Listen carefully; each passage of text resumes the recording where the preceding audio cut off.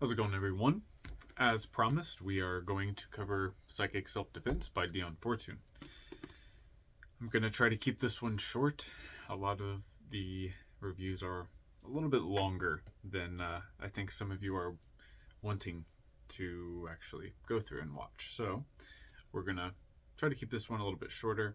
Normally I'd have about a dozen bookmarks. This one I've only got half a dozen. So let's get into it.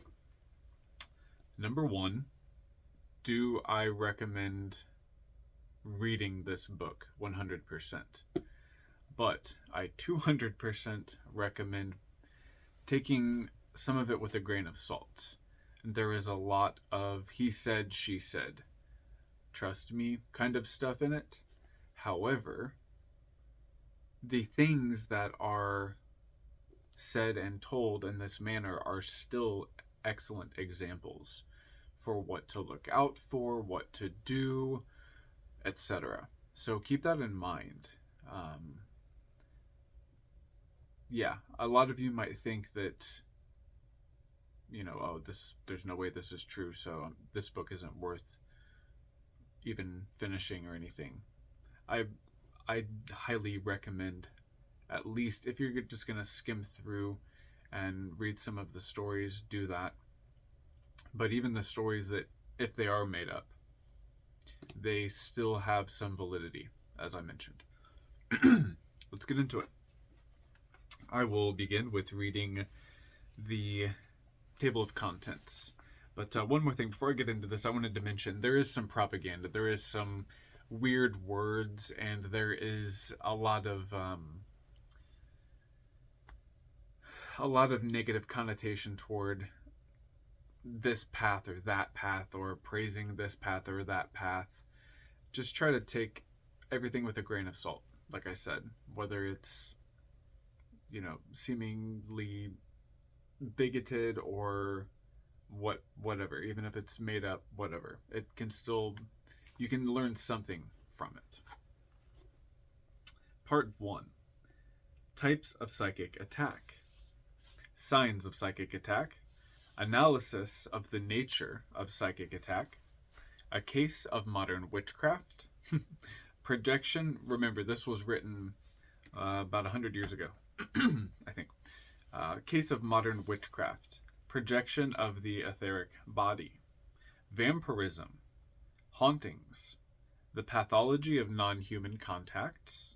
The risks incidental to ceremonial magic. Looking here, I see that it was first copyrighted in 1930, so 95 years ago, almost 100 years ago. This was recorded in 2025. Part 2, differential diagnosis. Distinction between objective psychic attack and subjective psychic disturbance. Non-occult dangers of the Black Lodge. The psychic element and mental disturbance. Part 3, the diagnosis of psychic attack, methods employed in making a psychic attack, the motives of psychic attack Part 1 and the motives of psychic attack Part 2. Part 4, methods of defense against psychic attack. Physical aspect of psychic attack and defense, diagnosis of the nature of an attack, methods of defense Part 1, 2, 3, and 4, conclusion, bibliography, afterword, index, and a brief intro to the Society of the Inner Light, which was something that she worked on, much like Blavatsky had the Theosophical Society, and etc. So, yes, it is a little bit late here. I might be a little bit scatterbrained. Let's move on. So, the first section that a lot of you might find interesting, other than just the idea of self-defense and witchcraft in general, is this fourth chapter called Projection of the Etheric Body. I think a lot of you will find some utility in that. Included is etheric projection, experience with the projected etheric body of an adept, repercussion, artificial elementals, experience of an accidental projection of a werewolf, and method of its destruction. This was a really interesting thing to read. Different people have different takes on what a werewolf is or what a vampire is. This goes into her definition of a werewolf as a sort of thought form or elemental, and how they went about dealing with it. It was an interesting story. I'm not saying that it wasn't true. Whether it was or not, it was interesting, and there's something to be learned from it. Moving into the next part, there might be times where I choose to just read random entries here and there because I do see a lot of pencil asterisks here. It goes into a bit about how rituals in church are also a part of psychic defense in many ways. Here we have a section, even a small brief section about the Qliphoth or Qliphoth. I suppose I will briefly read that since it is somewhat related to the channel, but keep in mind different times, different paths. We are now ready to consider the sphere of positive evil. The demons themselves, or the Qliphoth as they are called in the Kabbalah, in order to understand their significance, we must make a further excursion into Kabbalistic philosophy. I will keep this short because I think I will read a chapter. I did forget I wanted to read a chapter 11. It's very small and brief, so I'll keep this very brief. The Creator is conceived of as bringing the universe into manifestation through a series of divine emanations. 10 in number, these are called the 10 Holy Sephirot, and are represented in a diagram as arranged in a particular pattern. This is the famous tree of life, the key to all symbolism, according to this. The Sephirot were not emanated independently, each from the divine source, but overflowed, the one from the other. As soon as one Sephirah has emanated another, these two are said to be in equilibrium, compensating each other. But there is a period during the emanation of a Sephirah when the force is not yet in equilibrium, but is pushing out unsupported, like an incomplete arch. It is the uncompensated force emanated during this epoch of unbalance and never subsequently absorbed. It is the uncompensated force emanated during this epoch of unbalance and never subsequently absorbed after the establishment of the new sphere, which constitutes positive evil. This is something that Thomas Carlson talks about a little bit as well in Kabbalah, Qliphoth, and Goetic magic. There are, therefore, 10 kinds of positive evil, just as there are 10 divine emanations. To these spheres go, according to their kind, all the evil imaginings of the heart of man that are not neutralized by repentance or compensated by the overplus of good and other members of the same group soul. There is deep occult doctrine here, which we cannot enter upon now.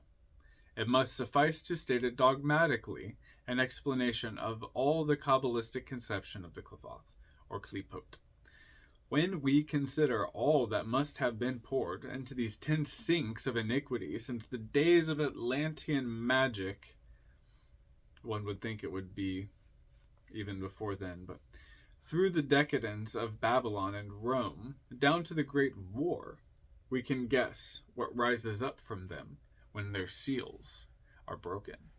And I've got a little mark here that says, well, stop sealing it up and lying/forgetting about it then.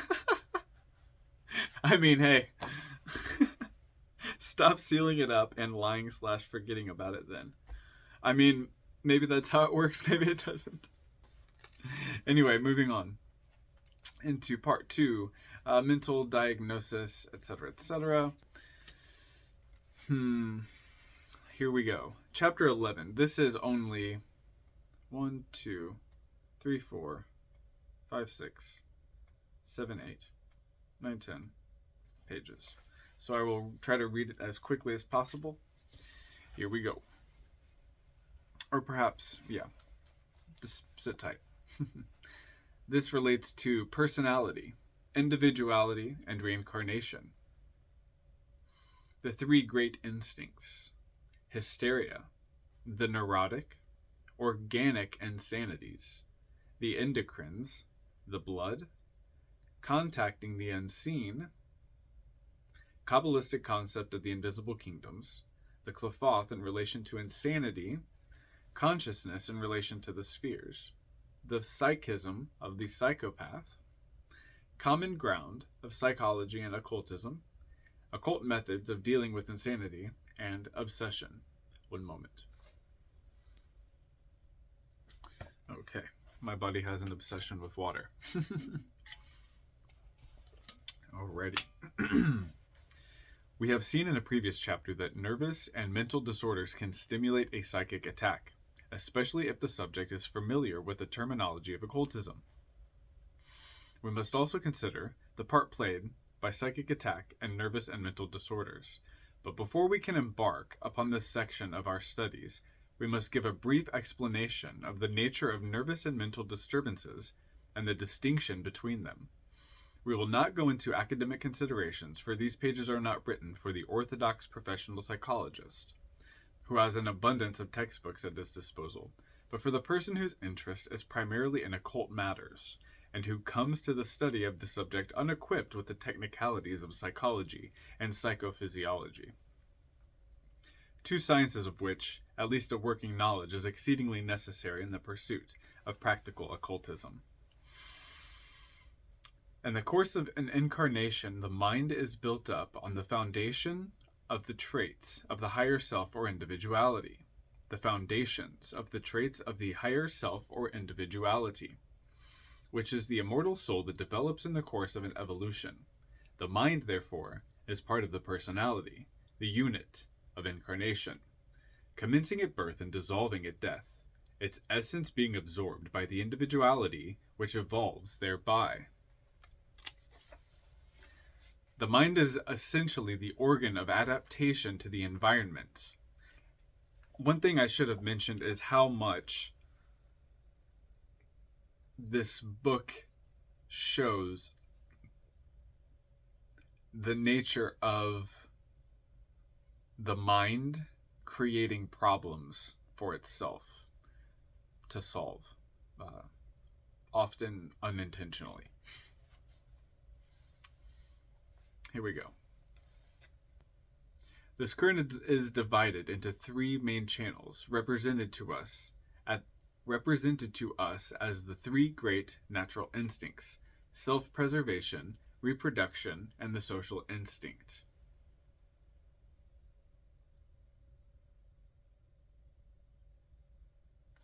I'm just going to start this part over. My apologies.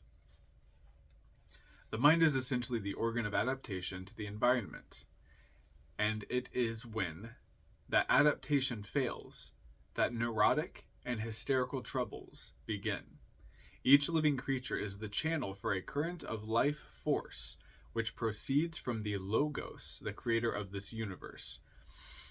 According to this, the current is divided into three main channels, represented to us as the three great natural instincts: self-preservation, reproduction, and the social instinct. These are the mainsprings of our lives. The pressure of life itself is behind them, and if they are thwarted beyond their power of compensation, considerable as that is, they are like streams whose channels are blocked, and which in consequence overflow and make a morass of the adjacent land. I don't think I will read this whole chapter, but I will read the consequent stanzas and paragraphs that have asterisks next to them. If one of these great instincts is so thwarted that all attempts at compensation break down, or if the temperament is so inelastic and unaccommodating that it will not modify its demands, the ego makes a final desperate attempt at adjustment, which goes outside the limits within which harmonious relations with the environment can be maintained. Communications with the environment break down, and the mind has, in part at least, quitted the sphere of reality for the sphere of imagination. the sense of fixed values is lost, and things assume a symbolic importance. This breakdown may be partial, relating to certain aspects of the life only, or it may be total. The body is the vehicle of the mind. If the vehicle be faulty, the mind cannot express itself accurately. Its reactions will be distorted. Orthodox science says that the brain is the organ of the mind, but esoteric science says that the brain is the organ of perception of sense impressions and coordination of different impulses. It is the telephone exchange of the nervous system. It is only one of the points where the mind touches the body, the others being the ductless glands of the endocrine system, the pineal, pituitary, thyroid, adrenals, thymus, and gonads, to which may be added the solar plexus and sacral plexus. The student of tantric philosophy will be very dull if he has not observed that the chakras coincide with their physical location, and their physical location with the endocrine organs. The student of tantric philosophy will be very dull if he has not observed that the chakras coincide in their physical location with the endocrine organs. It has been abundantly demonstrated by physiologists that emotional states affect the chemical composition of the blood. It is gradually being realized that these changes are brought about through the mediation of the ductless glands, which may be called the emotional brain, just as the gray matter within the skull may be called the sensory motor brain. It follows, therefore, that if through some interference with their functioning the glands produce a blood composition corresponding to that produced by them when a particular emotional state is giving its special stimulus, hint, hint, the individual will experience the physical sensations associated with the corresponding emotional state. I'm going to read that again. It follows, therefore, that if through some interference with their functioning, the glands produce a blood composition corresponding to that produced by them when a particular emotional state is giving it special stimulus, the individual will experience the physical sensations associated with the corresponding emotional state. His mind will proceed to adjust itself to these conditions by accounting for them through the imagination as best it may be, so that if there is a state of the blood characteristic of the condition of fear, fear images will arise in the mind. It is upon the basis that the organic insanities produce their characteristic mental states. Okay. Having considered the physical and subjective basis of mental disturbances, we are now in a position to assess accurately the part played by the unseen. What happens when a neurotic takes up occultism? We can best answer this question by considering what happens when a normal person takes up occultism. He learns for the first time of the experience of the invisible worlds and begins to think about them. Immediately as he does this,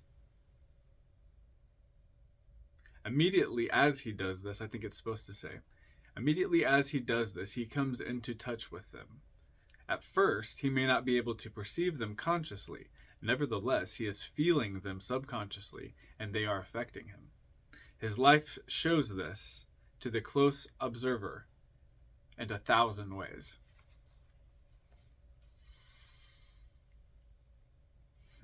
Let's see. 1, 2, 3, 4, 5. So there are a few paragraphs, but that's okay. They are valuable. There are great forces moving like currents in the unseen, and we are drawn into these according to our temperamental affinity for them. The violent personality is drawn to the current of Mars, the emotional, suggestible one, into the sphere of Luna.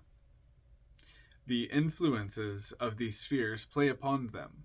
Now the occultist working under a proper system, knowing that he has got to meet these forces sooner or later, picks them up one by one voluntarily and by means of the appropriate rituals and synthesizes them within his own nature. The influences of these spheres play upon them.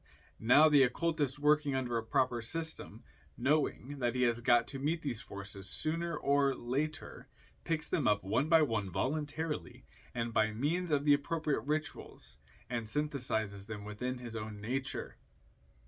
He knows too that each aspect has its obverse. The Virgin Mary is reflected in Lilith. The older faiths knew this, but popular Christianity, which has no roots in tradition, has forgotten it. Protestant Christianity threw away its occult aspect at the Reformation. All the pagan pantheons have gross aspects of divinities as well as ethereal ones. We need to search the refuse heap of history for the lost parts of our own tradition, if our faith is to be complete. And the most profitable line of search is in the Kabbalah, according to this, and the Gnostic literature. The literature of the Gnosis has been largely destroyed by systematic persecution. And then there's more conjecture. This, as it were, goes off by itself in the cosmos. So this is talking about the Kabbalistic doctrine and the Qlīphot. The first Sephirah is concentrated out of the unmanifest, the point within the circle.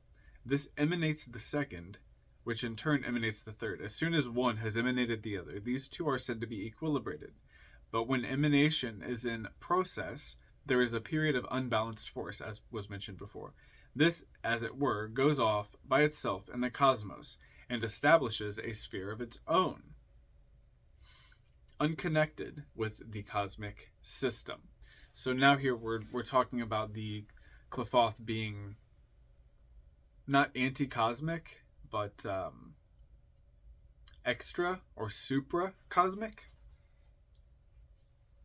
Very, very interesting. Supra-cosmic. Or extra-cosmic. Now, moving forward. This, as it were, goes off by itself into the cosmos and establishes a sphere of its own, unconnected with the cosmic system. Consequently, each sphere of the cosmos has its counterpart in chaos and miniature. It is true, but nevertheless potent and functional. Each sphere, in the course of its evolution, builds up over an oversoul, which is called by different names in different systems.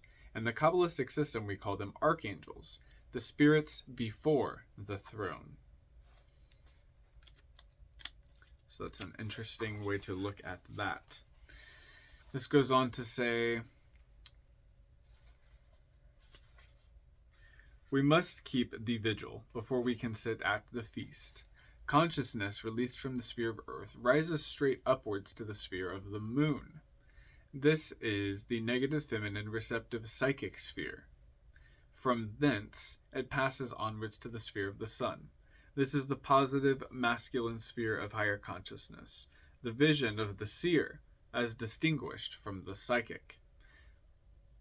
Upon either hand, the path is flanked by the spheres of hermetic wisdom and elemental beauty. So I'm reading that because there's a hint there.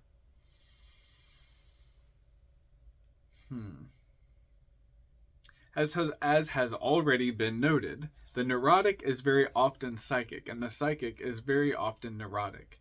What we may expect to happen to the soul that has taken initiation in a past life remains subconsciously the psychic development thus conferred.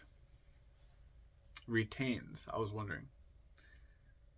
So thus, what we may expect to happen to the soul that has taken initiation in a past life retains subconsciously the psychic development thus conferred, and finds itself incarnated in a neurotic personality in this life.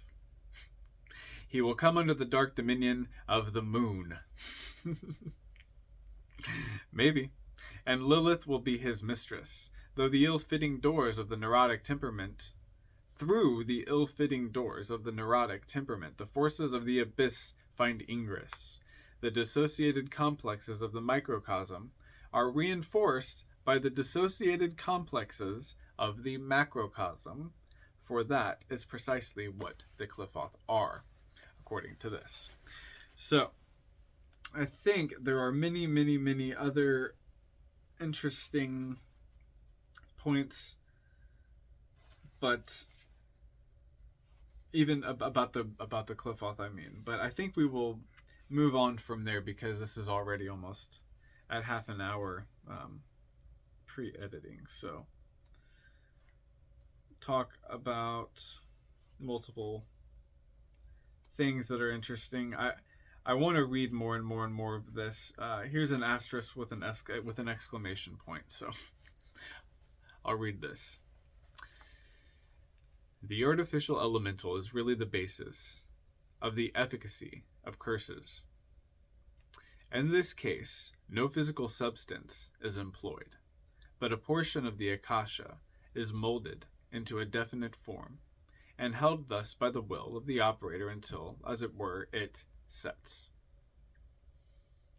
Into this mold is poured the concentrated energy of the operator. Something of his own self goes into it.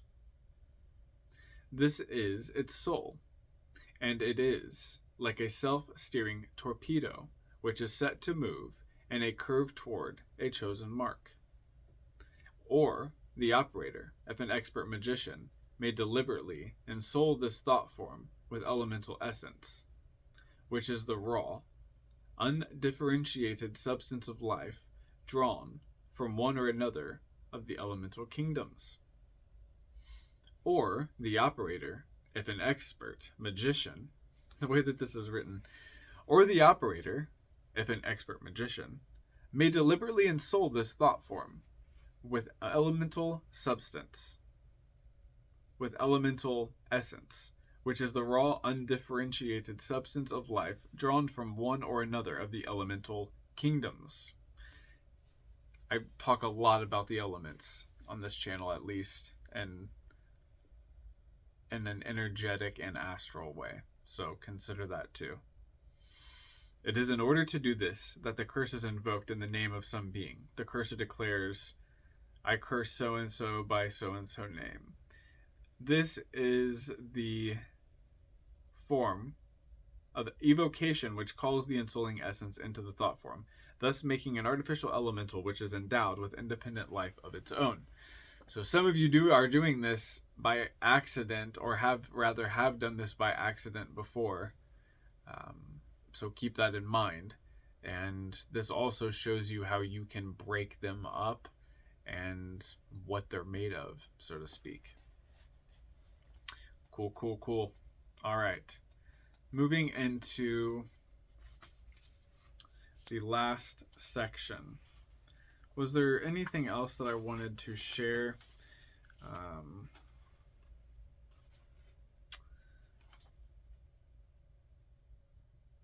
Don't think so, really. I mean, it's all worth reading. Let's see. Yeah. At the risk of making this video too long, I think I'm just going to kind of call it there and say read it yourself. It's very, very intriguing. It gives a lot of food for thought. And yeah, even the parts that might seem a little bit much, they can still be useful. So yeah, thanks for checking this out. Let me know if you have any questions or suggestions. I hope you have a good rest of the day wherever you are. Make sure to check out the playlists and hop in the Discord if you're interested in talking to others about things like this. And yeah, take care.